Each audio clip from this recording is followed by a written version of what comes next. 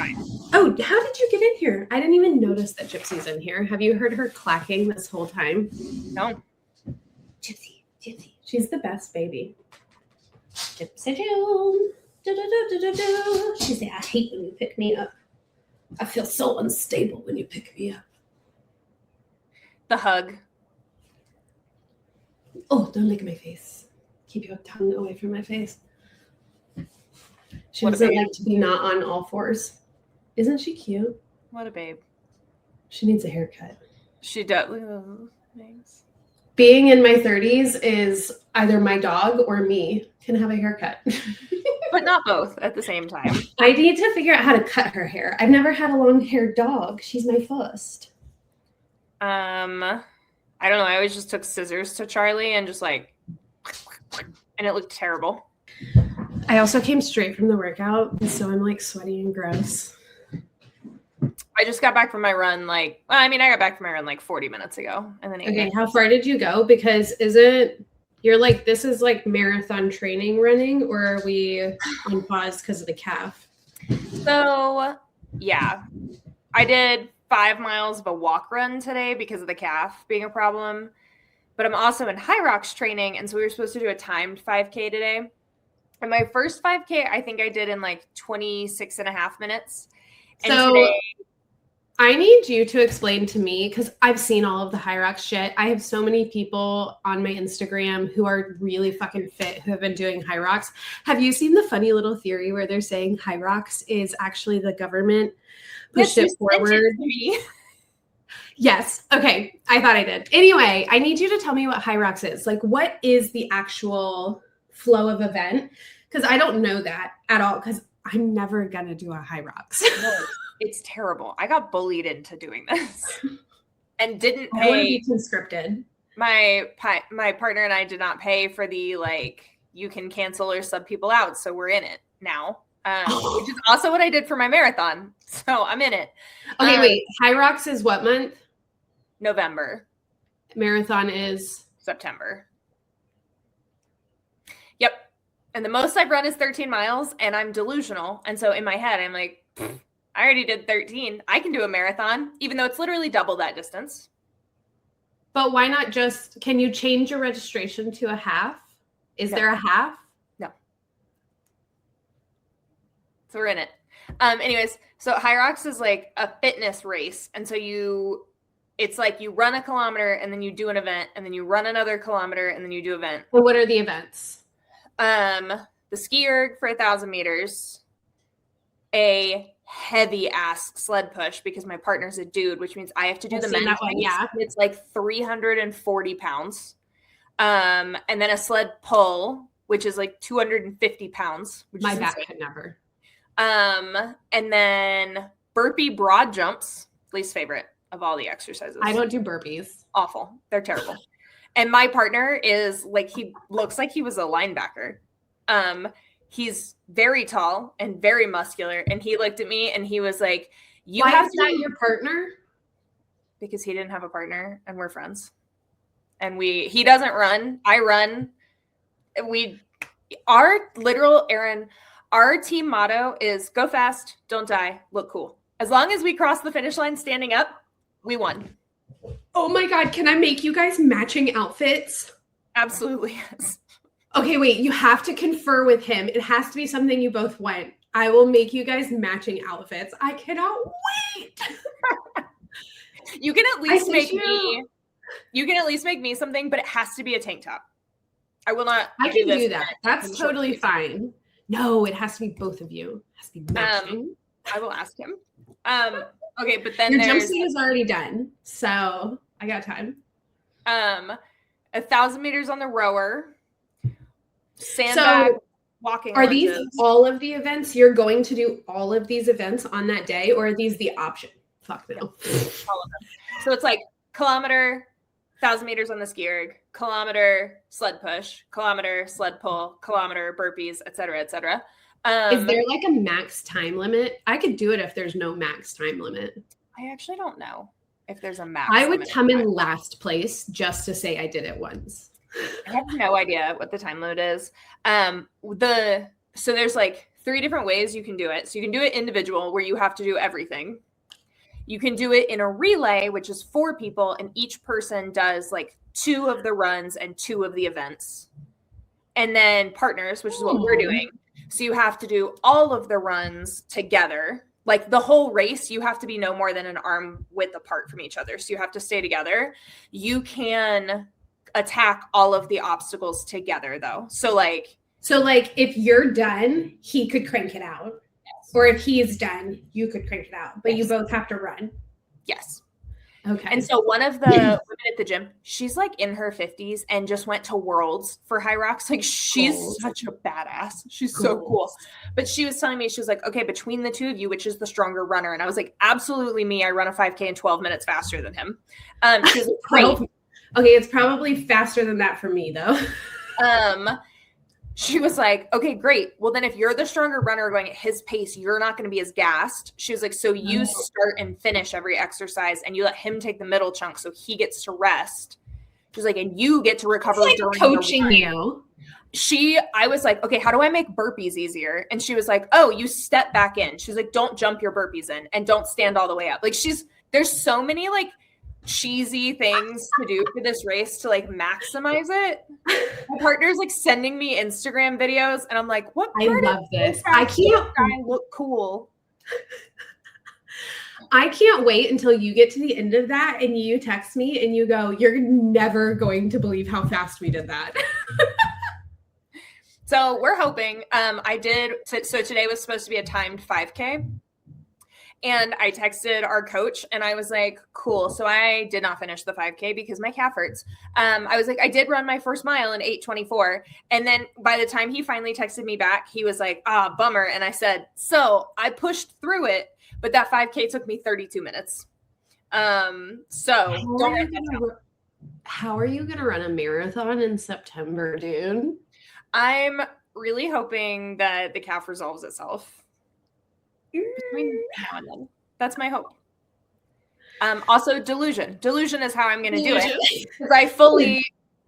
Somebody the other day was like, "How much elevation gain is in the marathon?" And I was like, "I do not know, and I do not intend on looking because either way, it's going to happen, and it's not going to change how I train. I'm not going to go seek out hills because that's too much work. So it's going to hit me one way or the other. Delusion." Oh my gosh, that's crazy. I need a marathon shirt that says, because I'm delusional or something. I will say most of the people that I know that are doing Hyrox right now are that like super upper 20s to like not quite mid 30s. Like everybody that I know that's done a Hyrox or is going into one is in that bucket. I'm literally only doing it because our gym is like an affiliate gym. And so a ton of people from the gym are doing it. And I had joked with my partner and I was like, we should do a relay because I don't want to do the full thing. And then the relay didn't happen. And the morning, these events sell out in like 10 minutes. I know. We had early access codes because we're an affiliate gym. And so the morning of, I texted him and I was like, are we doing this? And he was like, so I did not get a relay together. Do you want a partner? And I was like, yeah, sure. Why not? I have to work. I have patience. You sign us up.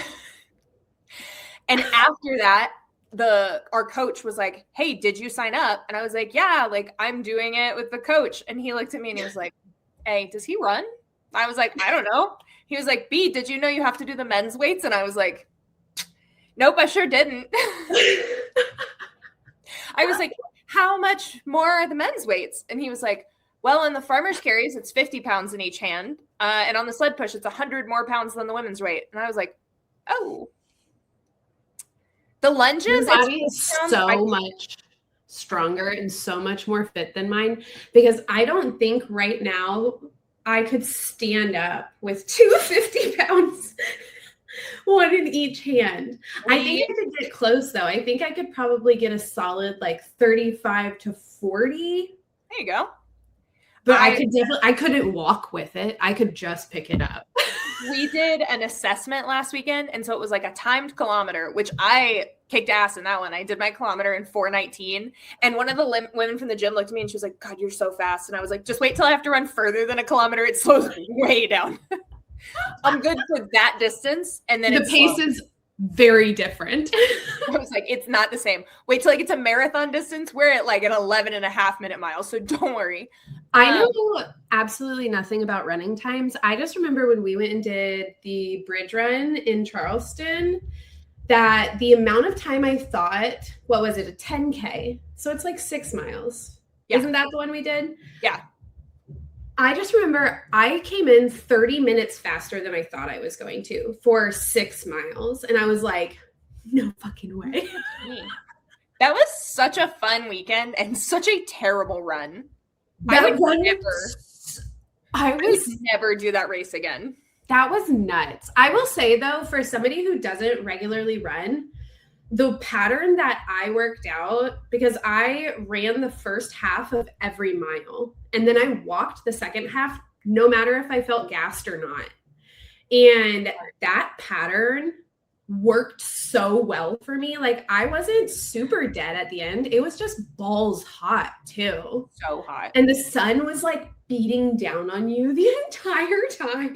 And there were so many people. 1 million people. I could. They were all really nice though, which I was super nice. Liked. But I couldn't find a spot where I was going like the pace I wanted to be going. Because the people in front of me were either like too slow or people were flying by me. I was like, I can't find a spot where I can just like get in a rhythm. I'm having to think about my running too much and I'm hating it. Because they made you put yourself in you could do miles in that amount of time bracket. How many people in the world who like you work at a gym, you're a physical therapist, you do all of that kind of stuff in that world. How many people in the world are signing up for these for no fucking reason? Like myself, who have no idea what their actual mile time is. They're thinking about their middle school mile time that we were all required to run. Oh my God. And you got to like see who the survival of the fittest would work out to be in middle school. They put that number down. I think I put like a 13 to 15 minute mile because that was just I was just like, I'm here to have a good time. I am not here to kill myself over this. My friends will wait for me. I had somebody the other day that was like, what's your marathon goal? And I was like, to finish? To make it across the line before they take the line down. I was like, as long as I am still standing on my 2 legs as I cross the finish line and I am not being dragged across like all of those inspirational videos you see from Boston, that's my goal. Love that. Oh my gosh. Haven't you done a marathon since we've been friends? No. I've done a couple of halves. This is my first full. Hey, do you know that you are over 30 years old? I think you're going to do it just fine though. I think I might be going through a crisis. I don't think it's midlife yet. My 30s crisis. That's your 30s crisis. It's one or the other. Honestly, though, like you've inspired me, and I kind of want to go pick up like one of the Arctic Fox. They have this really cool. I think it's called like Siren or something like that. Like I will do it for you. Purple when I come out, and I want to dye like an edgy chunk of my hair. Because do you trust your husband to do it for you? Granted, Pat's responsible. I believe in him. But do you trust your husband to do it for you? Or do you think you're going to be able to get it even enough on your own to make it actually I could do it myself because I'm not going to bleach it. So it's only going to dye it like a little bit because my hair is so dark. But yeah, you should definitely add purple to your hair. You would have to, I feel like you'd have to pick a lighter shade of purple and then it'll turn darker on your head. Hairstylist or artist? Color theory is hard. Oh, absolutely. Well, this is the bottom. My hairstylist doesn't see this journey of my hair. Oh yeah, they have that at our Sally's. Yeah, maybe. I think that's where I'm gonna have to go because it shows like, ooh, which this picture is like a little lighter than my hair, but showing it on dark hair, like it still ends up like a little purple, but it's subtle. Mm-hmm. And I was like, I want to try it. I like it. I like that color. Sally's is near me. You can kind of see the redness of my hair. Oh yeah, a little bit. The journey, my friend. I'm down for it. You know what? What do I have? What better do I have to do than keeping people alive and keeping myself alive and moving a house? And what else am I doing right now? Oh my gosh. There's a Sally's right by the Target. That's amazing. The Target that's only 15 minutes away? It's like 7 minutes away. Oh, actually. Is that one? Okay. Brain, we need to figure out the schedule for me coming out to see you here soon. Okay, wait. We did best 30s, worst 30s. Did you have a worst 30s? Yeah, the fact that I pulled my calf. I didn't even injure. That was it last week. You have to pick a new one. No, I'm still mad about it. Oh my gosh. Oh, I lost my glasses. My glasses. It's my worst. I think that was like 2 weeks ago, but I just got my new ones in this week, so I had to wear my old pair of glasses that was not the right prescription. And I had to buy new contacts and a new pair of glasses, which is very expensive. Also, that I think the world. Because you had been texting me when you lost your glasses, and I said, just like wait until you find them. And you said, like, out in the world is where you lost them. Where did you lose them? We went to dinner, and I had on my like white linen shirt, and I had my prescription sunglasses on. So I stuck my glasses in my pocket like an old woman because I needed to be able to see at the restaurant inside. So I stuck them in my pocket, and we were walking along, and we get to the restaurant, and I like went to pull them out, and I was like, I cannot find my glasses. And Patrick was like, are you sure that you put them in your pocket? And I was like, 1,000% sure. I distinctly remember sticking them in my pocket. So did you just choose not to read the menu and have Pat read it to you? Or did you look like a blind lady trying to read a menu? So I'm what everyone lets me read. So I can see things close to me. So I could read the menu. Okay. But like That's looking fair. at Patrick, blurry as hell. I had a headache by the end of dinner. I was like, I don't know how people do this, how people have bad eyesight and don't have vision correction, because it's awful. Yeah. Can't handle it. I did a yoga this morning, Stephanie, where you were supposed to do this twisting motion, but you were supposed to keep your eyes on one spot, like you can see me doing right now. The DOR reflex. I felt like my brain was wrung out, flapped out, and laid out in the sun to dry. After I did that for like 30 seconds, I felt like I was having a clear, coherent thought from end to end without anything interrupting in between it. That was the weirdest feeling. That is a concussion treatment that I use all the time. Is that concerning? How many concussions have you had? A lot. Yeah. Okay. Not shocked that that's... Would you like to start treating me for concussions? Sure. Sweet. I love treating concussions. This feels very 30s. Hashtag in our 30s. I feel like there was something else I texted you this week and was like, this is a very 30s moment, but now I can't remember what it was. Did I have any bad times this week? I don't think I did. I don't think I had any bad in my 30s moments.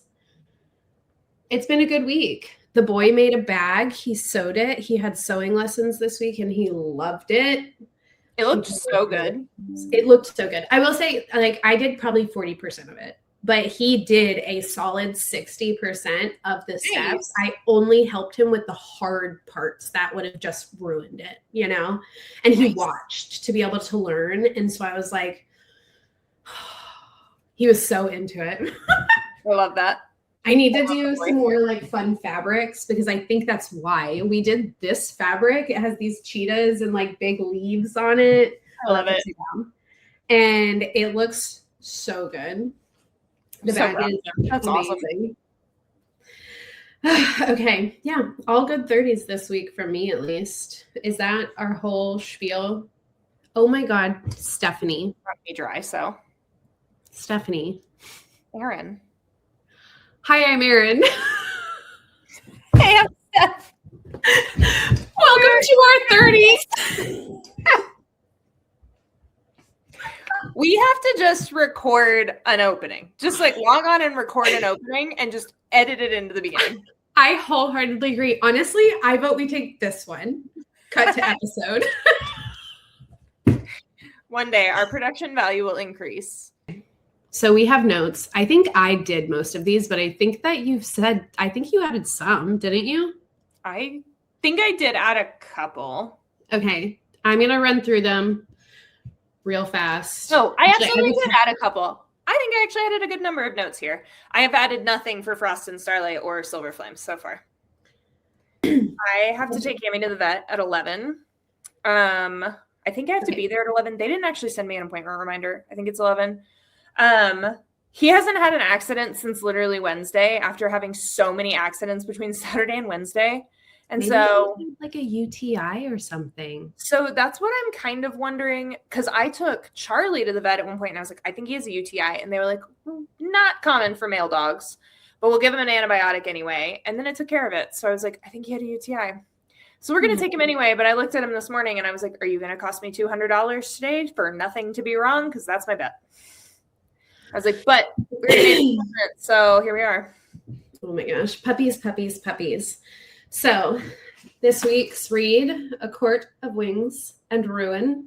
At this point, okay, I have read the book through, and then I got back to chapter 25 on this read. But I listened to the audiobook as well, and these notes came from the last two of my reads. So the audiobook and my halfway point right now for my notes. I read this book last year and then finished the audiobook. Okay. I also think, though, I have some stickies in here that were, like, meaningful that I just didn't put in. Because, like, I have a bunch in the last few pages that I read, like these guys back here. Oh, yeah. So, that was weird. I'm just going to run through. If one of them is yours, let me know.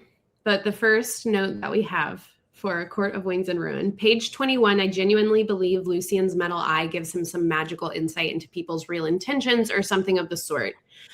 For that, there was this moment that he like looks at Feyre. Lucien's metal eye whirred and narrowed on me, but I kept my face impassive as I curtsied to them, to my enemy, yada, yada. So there's this like point where that comes up. This reminds me of the like Tinkerer people, the like, it's in Throne of Glass, I think, where they have like this one city who's like really good at inventing things, I'm pretty sure. Either way, yeah. That's what that all reminded me of, if it tickles your brain the right way. Prince. I mean, I could definitely see that, because the fact that his eye like can narrow in on somebody, anybody, anyway.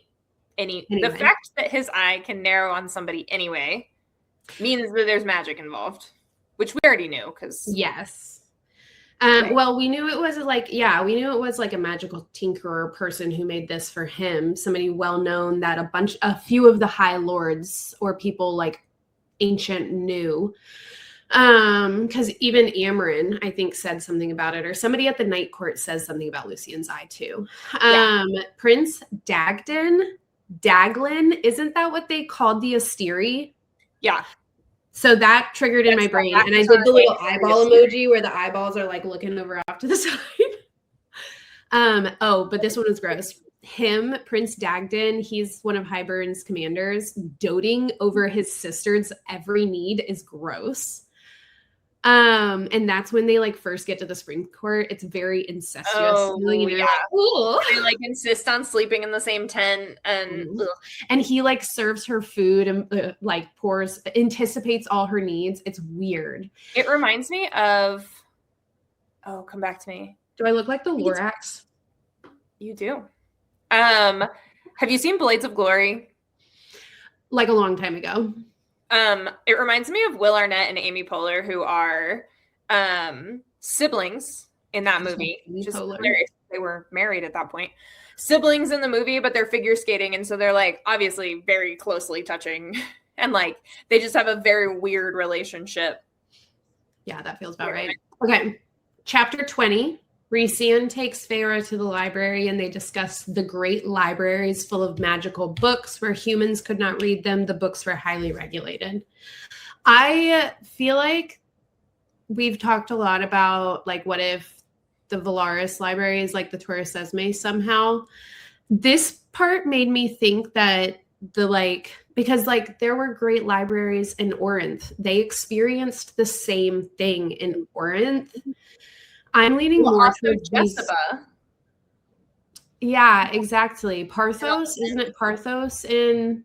So.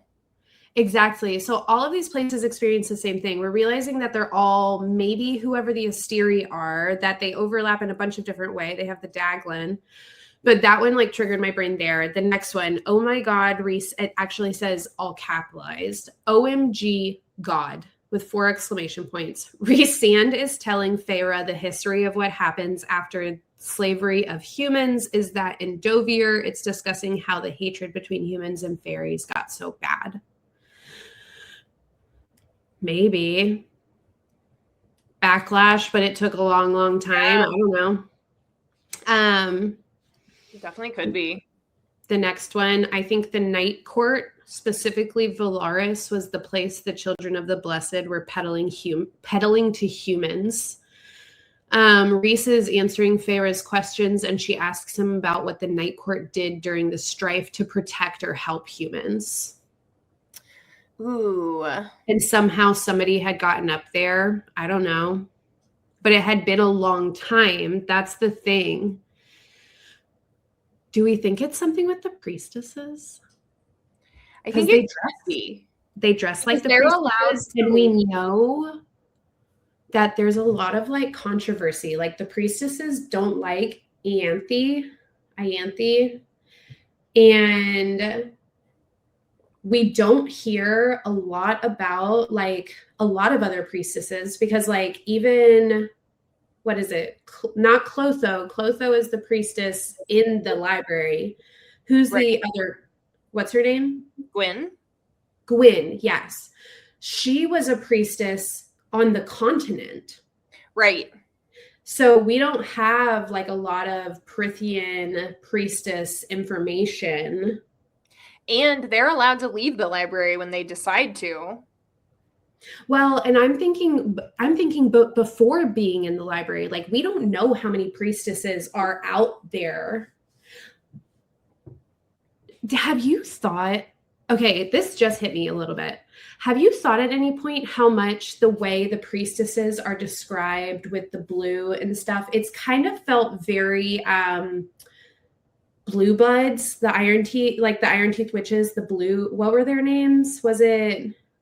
Oh, there was the Blue Bloods, right? That's their name? I think so. Okay. I don't know. I have felt some weird connection between like Petra Blue Blood and like the priestesses. Like I've had it in my head a little bit. I don't know. I could maybe see it. Maybe not though.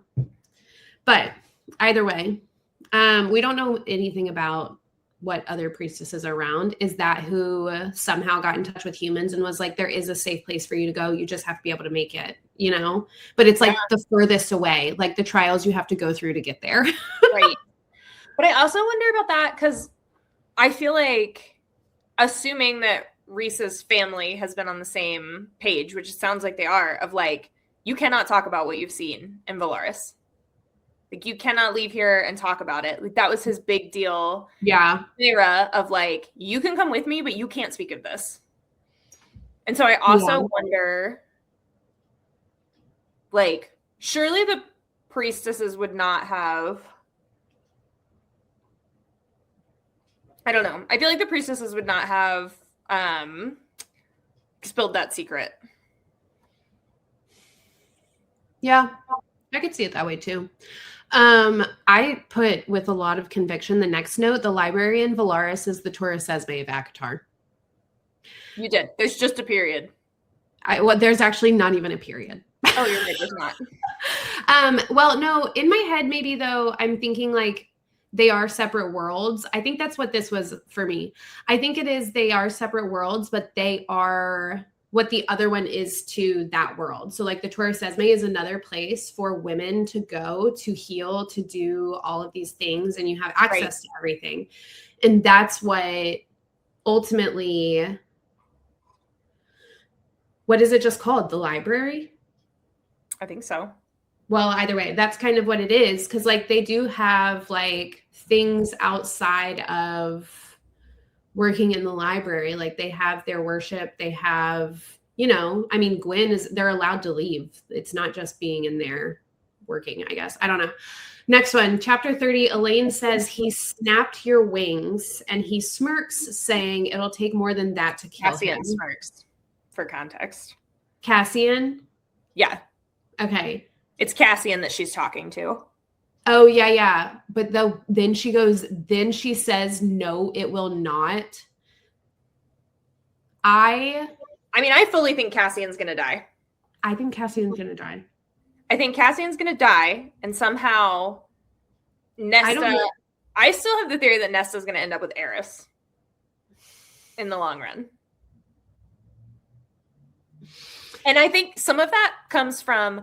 I think that one of the Archeron sisters becomes like the queen and or high lady of the Autumn Court. Oh, wait, no. Okay. This is going to be a segue. But I'm still focused. It's still relevant. So I saw a theory the other day because... About Helion? Yes. Because of Lucian, more than likely being Helion's son, that Elaine is going to become high lady. I'm just going to assume they're going to become high ladies of Summer, right? Day.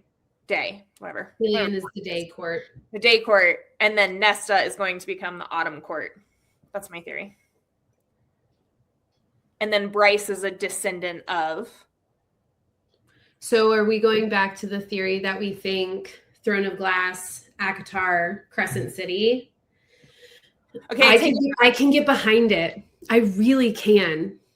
I still think Throne of Glass comes first. I know you sent me that thing on Instagram the other day that had Throne of Glass like late. And I was like, I don't think there's any way Throne of Glass comes after ACOTAR and Crescent City.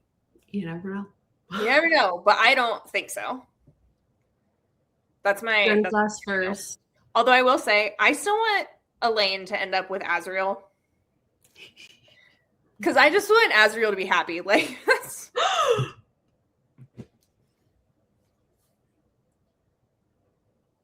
No, that couldn't happen. And then she wouldn't be Day. What if she somehow gets down and dirty with Azriel and then Lucian kills Azriel?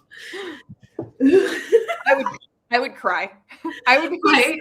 I mean, we're all expecting it to be Cassian who dies. Was Elaine actually talking to Cassian? Or like, was Elaine actually talking about Cassian? I think so. Like, they have a conversation and she's like, she snapped your wings. And he's like, takes more than that to kill me. And she's like, no. Yeah, but that's the thing though. Cassian and Azriel's wings were snapped when that whole experience happened. Yeah, but in the book, she's like specifically having a conversation with Cassian. I know, but I don't know. She sees weird things that turn out to be things we haven't expected yet. And that hasn't popped back up. So I don't know. I love your next note. I don't know what it's about specifically. Oh, damn. That's the audiobook, and I don't have the audiobook right now. I mean, do you have the audiobook? Not anymore, but I bet I can figure. I mean, I'm pretty sure it's when he enters during the meeting of all the High Lords to determine what they're going to do. I think it is too. I think it's actually the description, like what he looks like and how he enters. Yes. Like a crack of, hold on.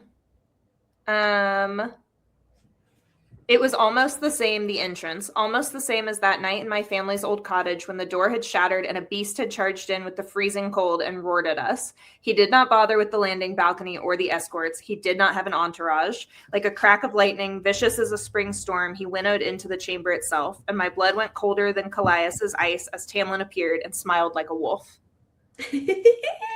Also, I think one of my favorite quotes from the entire series is like one of the chapters after that, when Tamlin is looking at Rhys and he's like, when you stole her in the middle of the night, and she looks at him and she was like, the sun was shining when I left you. Calm it down. One of my favorite like comebacks of all time. I love it. He went fashionably late.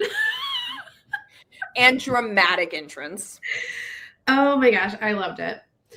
Okay, he is the drama. Chapter 45 is when Eris tells Moore she dresses like a slut at the High Lord's meeting, at which time Azriel rips the air from Eris's body. Rowan controls wind, and Whitethorn's family had all of those powers to be able to suck the air out of people. That connection hit for me. And we don't really know what Azriel is. True. I mean, Rowan was kind of like next level sort of fae. Do we really know what Rowan was? I don't know. Azriel doesn't have any like physical similarities to Rowan, though. He has wings. They just have them differently. They're both tall, muscular men, like overly sized muscular men. I'm just saying. Okay. Nuwan. Oh, the Tinkerer who made the eye. Nuwan, Alchemist and Tinkerer sounds like a healer of the Taurus Sesame. She built Lucien's eye and discovered the cure for Faebane. Doesn't that sound like somebody who would have trained at a place like the Taurus Sesame? Yeah. That was something that I thought. You said I was thinking the same thing. I'm so glad when we line up like that. Same page. I totally forgot how long this war is. I have 6 hours left in this audiobook. This was me. The cereal. That was you? That was me, because I fully was like, she talks to the cereal and like kills Ianthe and all of it, like right at the end of the book. And I'm looking at it and I'm like, there's 6 hours left in this book. Oh my gosh, that's too funny. Okay. I actually think the rest of these notes might be mine. Oh, go for it. Run with it. Just a fun quip that only you can decide what breaks you was my phone wallpaper for a very long time. Nice. Because I love that quote. The cereal bleeds black blood. And also the foreshadowing of stay with the High Lord. Now that I've finished the book and I know what that means, I was like already in tears about it.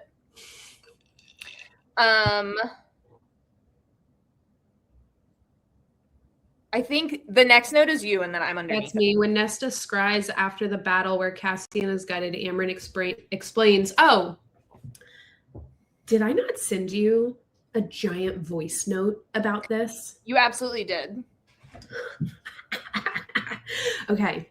So this is when I was listening to it, because I remember standing in my kitchen listening to this. I re-listened to this like probably 3 times before I sent you that voice note. When Nesta scries after the battle where Cassian is gutted. So that's when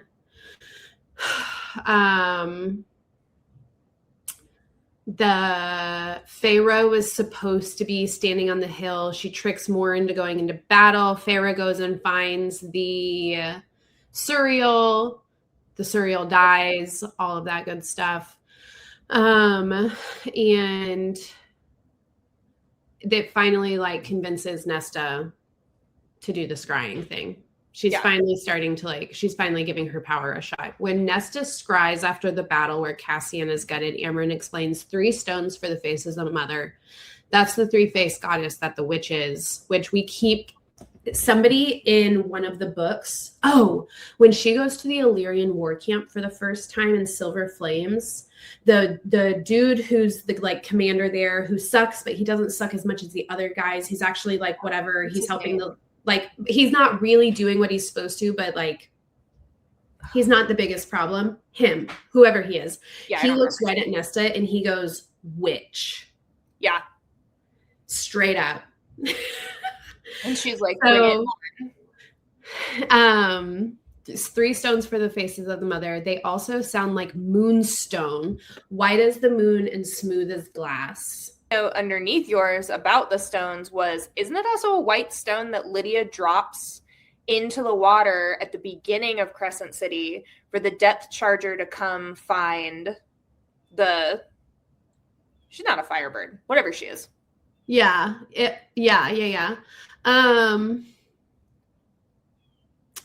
totally is. I always envisioned that one a little bit more as like a quartz though. But this one could also be quartz. I think that like this glass. I think the fact that they're both white stones. Yeah, is very interesting. All right. The voice note about Nesta's mate being the cauldron, and I mentioned Cassian and that Nesta's mom is a witch. I got to the part where the stones and bones land in a perfect circle. Oh, Stephanie, I am in my kitchen. I'm going to stand up. So go to YouTube and watch this video so that you can see this. All of our 3 followers. I am in my kitchen, just like doing stuff, and I'm listening. And it goes, what does it say? Oh, it literally says she like throws them and she opens her eyes and she sees that they're in a perfect circle and I'm doing stuff and I go, burn the witch. On my own.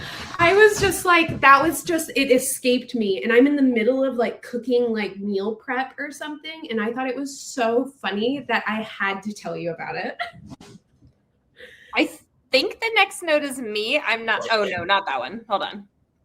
You didn't think that was funny at all, and I hate you. No, I absolutely did. I laughed when I read the note, though, so it took some of the wind out of the sails. Okay, the next note's definitely me, and I think the one after is too.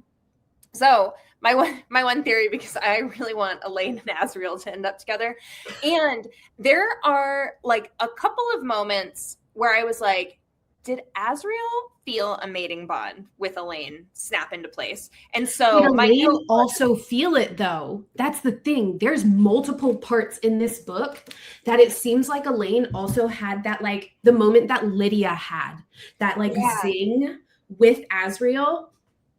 And so my note was, could Lucian's mating bond somehow be faked like Rowan's was with his first wife? Azriel's connection to immediately rescue Elaine feels like it goes deeper than just Az being like a good guy. Well, and in SJM's Call Her Daddy interview, she did say something to the effect of maybe there's not just one. Some are stronger, some are weaker. You can reject them. Like she said there's a lot of interpretation to the mating bonds.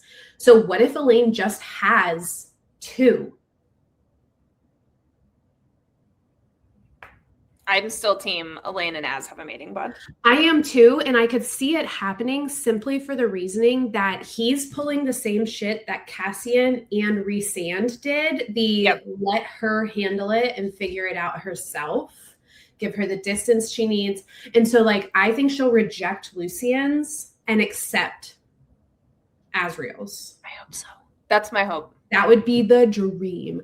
That brings me back to, though, the part where she says, so this is what I mean, though.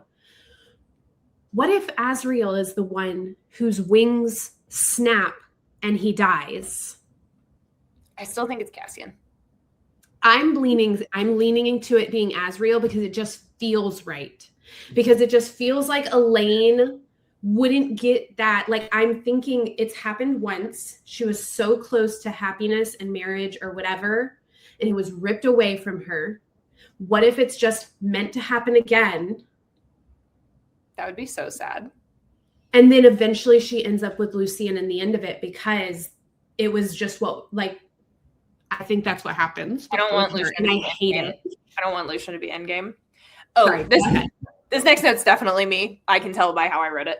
I said, with full conviction, Azriel was also made. He can hear the song of the cauldron. When it wakes up Feyre in the middle of the night, Rhys can't hear it. Yep. And when they walk outside, Nestra and Amryn can hear it, and Azriel is also there. JK, he can't hear it. His shadows just don't like that the cauldron is active. I wrote that. Did you? I wrote that note. Did I just add to it? Because that last part I'm pretty sure is me. Maybe but I do remember writing this because I remember it was right after me being like, Nessa's mate is the cauldron. Yes. You might be right. I do like okay. Feyre fucking shapeshifts into Ianthe. Is that me?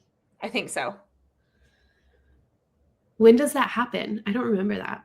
When they go to rescue Elaine, she like shifts into Ianthe. Oh, yeah. Because then she's looking at Jurian being like, get this, get the hint, man. Mm-hmm. I need your help. Did you put I forgot more was by, or did I? Absolutely did. That was me. I forgot more was by, and we love representation. That's so freaking funny. Everybody, I saw a theory here recently who said that the next book is actually going to be about Moore because she's gone for basically all of Frost and Starlight and Silver Flames. I did see that. It's going to be big on her story, and I was like, I don't know. But I also saw one that was like the Helion Day Court, like it's going to be heavily about Lucian, and I think everybody's just trying to like ride their own theory waves right now. Because this next one's shorter. This next one's like 350 pages, I think. That's a lot shorter, I feel like. Maybe it's another novella. 7 is supposed to be like 700 or 800 pages. Like book 7 is supposed to be huge. Book 6 is shorter. You think it's supposed to be a companion read? No. I hate a companion read. I bet they're supposed to be companion reads. I will not balance 2 books at the same time. I mean, that's what Tower of Dawn Empire is like. Well, there. All right. I think the Winter Court hails from the Whitethorn family, but like Rowan's cousin's kids. I don't know why I think that. Maybe something about the magic that they have. I'm pretty sure the next note was me, and it just says fawn, stag, whatever. And I have absolutely no idea what that context is. So it's when I think Elaine gets called. So we talked about this, I think, through maybe voice notes or like we talked about it. We talked about it on the pod last week. And I told you to make a note. That's the fucking note you made? Is that the note you made? Are you kidding me? You couldn't take a sentence? There was no punctuation, no clear, coherent thought at all. I was so certain that I was going to remember what that meant, too. So I think your actual quote was fawn, stag, whatever. But I don't know what it was in context to. It's talking about Elaine. And Elaine, we've talked about Lydia being the hind. She's also a deer shifter. Like, Elaine is the fawn. The stags of, like, the Terracin. Who is it? The Galanthinius? Is it Galanthinius? Galanthinius, yeah. Isn't that the family that's technically the stags are there? But what did that have to do with this book that made us not record it when we did Mist and Fury and decide we needed to wait until Wings and Ruin? I just don't think it's in the right order, but this is the book that she gets called the Fawn in. Oh, it's the Surreal, right? Yeah. The Surreal calls her the Fawn. Okay, it came around. We got there. Because remember, she says something like, I saw the fawn looking for me or looking at me. Yes. Yeah. Amren's father, ? That was probably in the same vein. I left that note at the end of last week being like, we'll talk about this again. I don't have any idea. I love having these little. I know, I can tell. How do I look? So good. Is it I don't know. Amren. Oh wait, no, it does. She shares her history with somebody, and it makes her sound like a corporeal like a real corporeal being at one point. I don't know. It makes her sound like a normal fae. I can't remember what it was though, but I think it's in here. I think she's like telling maybe Feyre for the first time about who she like is. Maybe it's Nesta. I don't know. I don't remember. However, that is the end of our list. Is the end. Okay, wait a second, because I have some really good stickies, so let's be patient for a minute. Stickies. We talked about very briefly Amren and Nesta's connection. One of the moments that like Nesta's super intense. I want to say this is like Nesta being in the middle of, it's at dinner. Nesta ran her finger over the ivory and obsidian place setting at the very early parts of the book. Amren narrows her eyes at Nesta after she gets like intense about a conversation. They're all kind of like bantering back and forth, and it kind of like hits it. And Amren says to Nesta, not in flesh, not in the thing that prowls beneath our skin and bones. Amren's remarkable eyes narrowed, but I see the Colonel girl. Amren nodded, more to herself than anyone. You did not fit the mold that they shoved you into. Like talking about when she was a human. She didn't fit the mold that she was being shoved into. She didn't fit in the, I'm assuming what her mom was like trying to train Nesta to be. Nesta didn't like fit what her mom was saying she should be. Right. You did not fit the mold they shoved you in, the path you were born upon and forced to walk. You tried and yet you could not fit. And then the path changed. A little nod. I know what it is to be that way. I remember it long ago as it was. I feel like that says a lot about Amren too, though. Like Amren was also made new, whatever her life was before that. Maybe that's in some regard to what Amren's father was. I feel like we find out a lot about Amren in this book. I'm trying to remember. I don't remember that part very well.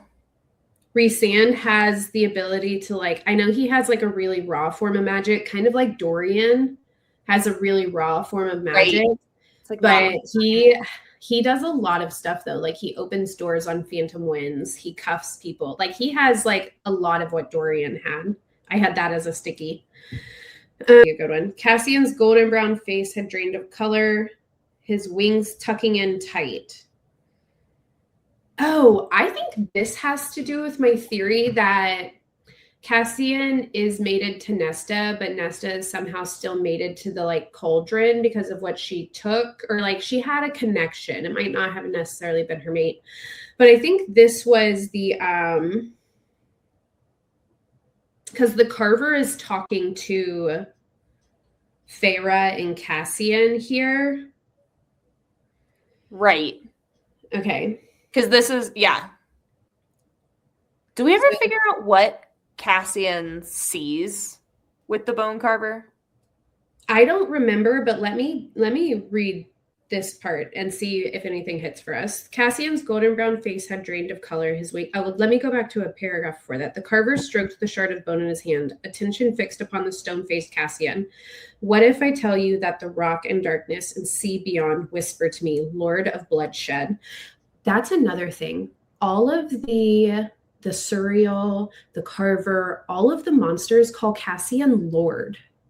All of them. Like Feyre does at their first family dinner. Clotho also calls him Lord. Yes. So I find that really interesting. Because we don't know a ton about Cassian and Azriel's like parents really. But we do know that they're both bastard born, basically. Yeah. Okay. So Lord of bloodshed, how they shuddered in fear on that island across the sea, how they trembled when she emerged. She took something precious. She ripped it out with her teeth. The Carver is saying that to Cassian. I think he appears as Nesta or as something creepy in the cauldron. I don't know. And then the bone carver says, Cassian's golden brown face had drained of color, his wings tucked in tight. What did you wake that day in Hybern, Prince of Bastards? So he had something to do with, like, I think he is somehow connected. I think he and Nesta were mates, but then as she was human, but their mating bond shifted with the cauldron, and they're both now somehow connected to the cauldron because of it a little Ooh. bit. I think there's like some background stuff that we're supposed to infer with that. But it says, my blood went cold. This is from Feyre's point of view. What came out was not what went in, a rasping laugh as the carver laid the shard of bone on the ground beside him. How lovely she is, new as a fawn and yet ancient as the sea, Elaine. How she, oh, no, that wouldn't be Elaine. That would be this. We're still talking about Nesta because it says how she calls to you. So she's being referred to as a fawn as well. How would the Galathinius line have mixed with the witches? I mean, well, no. Dorian from the Galathinius line or from the Ash River? I think the Ash River, I think it's Ash River, isn't it? I think they are of Terrasen Orinth. I think the Galathinius line is the one maybe from Rifthold, because isn't it Brannon? I think so. But I thought Brannon was Terrace. Who's the one that's buried underneath? Who's the one with the sarcophagi underneath the castle in Rifthold with Elena? Gavin. Gavin. But isn't Gavin Brannon's ancestor?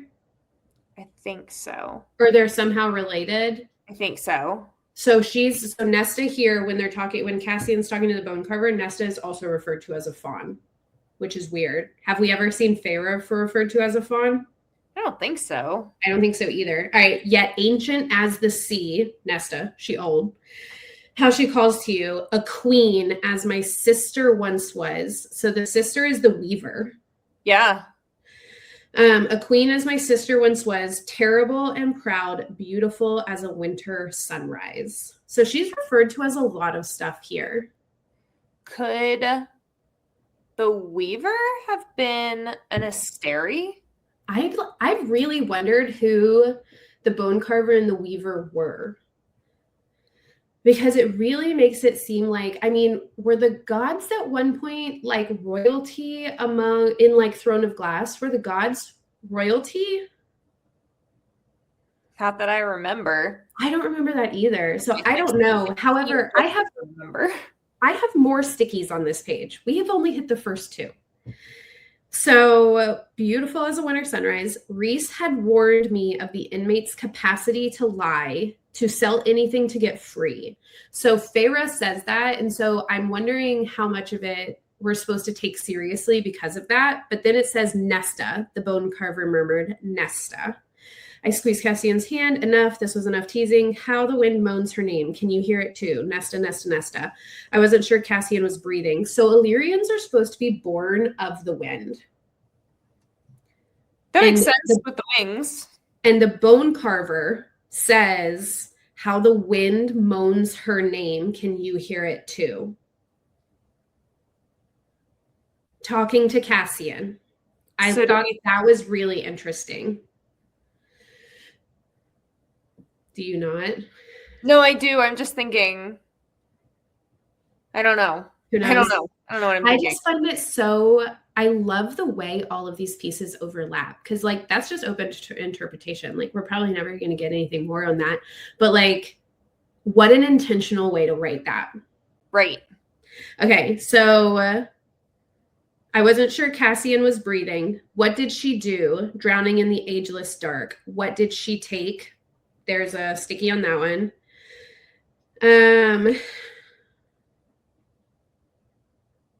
So Cassian shakes himself out of the like trance of staring at the carver. The carver says, I so rarely get company. Forgive me for making idle talk. And why have you sought my services? She tells that they're working on the Book of Breathings.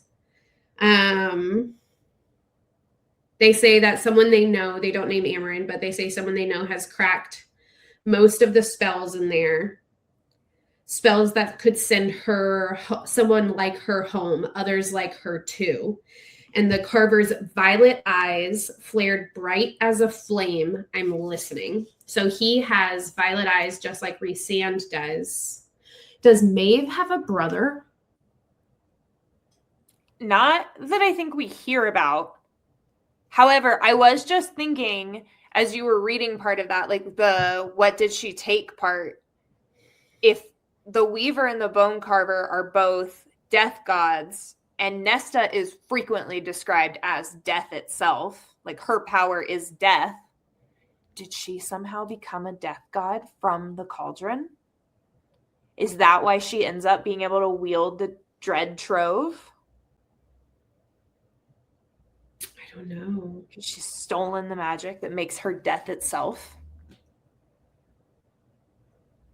I don't know. They're still talking to the Carver into the next, because they're asking about the Weaver, his twin sister. So we don't know of a set of twins.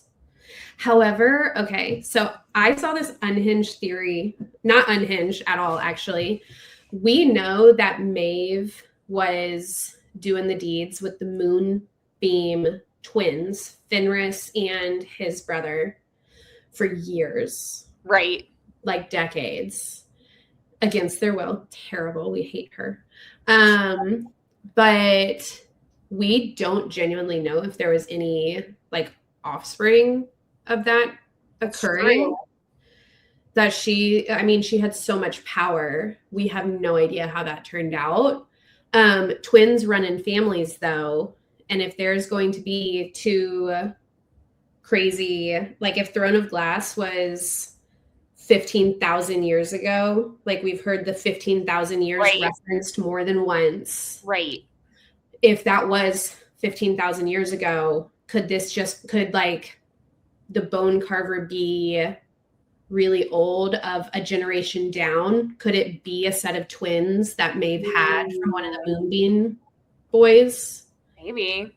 And then like that would kind of almost cover the territory of the amount of time that we would need for like the intermixing of Throne of Glass characters' traits and things like that. Theorizing about this universe gives me a headache. You be honest. It's so many things.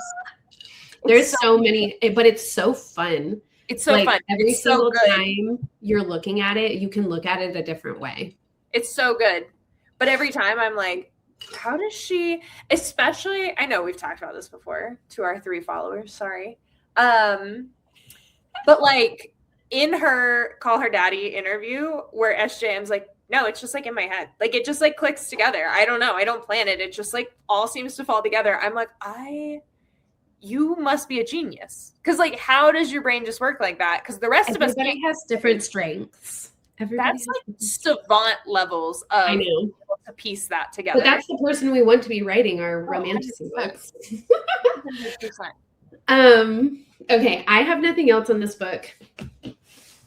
5 out of 5 on Goodreads. 5 out of 5. It's so good. This is my favorite book from this series. A Court of Wings and Ruin is just, it's not my favorite. I got to be honest, right now, I don't know. I loved rereading Frost and Starlight. I cannot wait to physically read that book. I'm so happy. Because it's where it and Silver Flames feed us so many details that like unravel other pieces. It just sucks that there had to be so much smut in Silver Flames because people won't take it seriously because of that. But it has so much information in it. We'll get there when we get to Silver Flames. And I know I was texting you yesterday, but I forgot just how unhinged some of those scenes get. I can't even imagine. My headphones at the gym, and I was just like, oh my God. Yeah, I had to be doing something else. Like I couldn't just be sitting in the car listening to those. So I was like sewing or cooking or uncomfy. I had to only give half my brain to the listen. I'm comfy. Okay. No, Wings and Ruin is my favorite. Still your favorite? Still my favorite. Love it. Do you have any recs for the week? Ooh. You don't have to. I don't feel like I have any new ones. I was going to say drink water because it's like 98 degrees here. I'm sure drink it's hot. Water. It's supposed to be 99 degrees here today, so I feel you. We were supposed to be in the hundreds, but thankfully it's resolved a little bit. But nice. So my recommendation My recommendation is a book that the boy and I are listening to, but it's a fantasy, and it's like it is a magic fantasy, but it is like a school, but there's like these, like a lot of weird puzzles that they do, and it uses magic in such a different way than any of the other like books or series that are fantasy that I've read. And so I really like it because it's very kind of, what is it, Silver Elite, and kind of like ACOTAR like mixed together in their styles of like writing and like what they're doing in it. It's really interesting actually. But it's called, I think it's the Ascension series. Oh yeah, I've seen that. So the first book is called Sufficiently Advanced Magic. Oh. And I've because that's the series. So at the very beginning, it's really cute. The way the title lines up into the book, at least in my head, was cool because it's a kid who goes into his first year, but like he's there with a mission. He's like working on some stuff, and he picks up a book from the library that's called Advanced, whatever it is. His like everybody gets a different kind of magic, his type of magic, Advanced Enchantments. Okay. And the librarian straight up is like, you don't need this book. And he was like, oh, I just wanted to like see what was in it. And they're like, whatever, and give it to him. But the book is really good. The audiobook is really fun. The narrator has great voices. But it's a really good book. That's my rec. Nice. If you have like a 9 to 15-year-old boy in your life, they'd probably really like this book. Read the book. Yeah. So do you have a rec now that I've chosen a book as my rec? Would you like to rec the book I'm currently reading? Huh? Well, I should take that back. I said not the book I'm currently reading. I should take that back. I am 53% of the way through the book, and the last chapter was like, okay, that might be interesting. That might go somewhere. Is it the Choosing Chronicles? No. Sirens. You liked that one though, didn't you? I loved the Choosing Chronicles, but we're going to talk about that on the pod, so I didn't want that to be the rec. Okay. Godspeed. God bless. Goodbye.